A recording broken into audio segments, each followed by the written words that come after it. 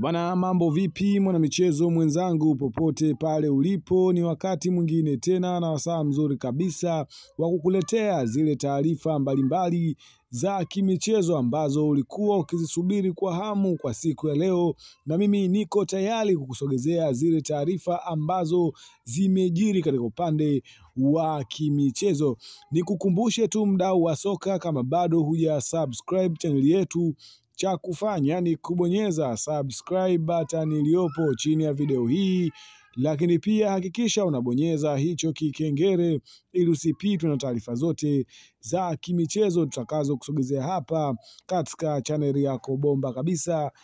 ya kimichezo. Bwana, sakata la dabi ya Kariakoo limemalizika na kwa sasa vilabu vya Simba na Yanga vinajiandaa kwa mchezo wa dabi ya Kariakoo ambao unatarajiwa kupigwa mwezi huu tarehe 25. Maandalizi yamekuwa ya moto kwelikweli katika vilabu hivyo na mashabiki wamefurahi kuweza kuona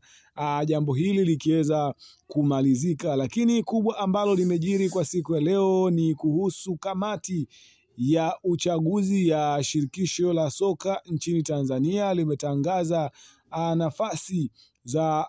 kugombea katika swala zima la kuhakikisha wanapata viongozi wapya wa shirikisho hilo baada ya baadhi ya viongozi kuweza kung'atuka ama kuweza kujiuzuru katika nafasi zao, hususan katika kamati ya bodi ya ligi, lakini pia rais wa shirikisho la soka nchini Tanzania, ambapo taarifa inaeleza kuwa kamati ya uchaguzi ya shirikisho la mpira wa miguu Tanzania TFF inatangaza uchaguzi mkuu wa TFF utakaofanyika tarehe 16 mwezi Agosti 2025 jijini Tanga. Nafasi zinazogombewa ni rais nafasi moja na nafasi ya wajumbe wa kamati ya utendaji nafasi 6.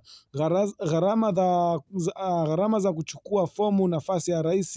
ni shilingi 500,000 za Kitanzania na shilingi 200,000 za Kitanzania kwa nafasi za wajumbe wa kamati ya utendaji. Fomu zitaanza kutolewa kuanzia siku ya Jumatatu tarehe 16 hadi 20 ya mwezi huu wa 6 saa 10 kamili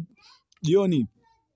Fomu zinapatikana katika makao makuu ya TFF na kwenye tovuti ya TFF. Bwana, hiyo ndio taarifa ya Tanzania Football Federation Cup.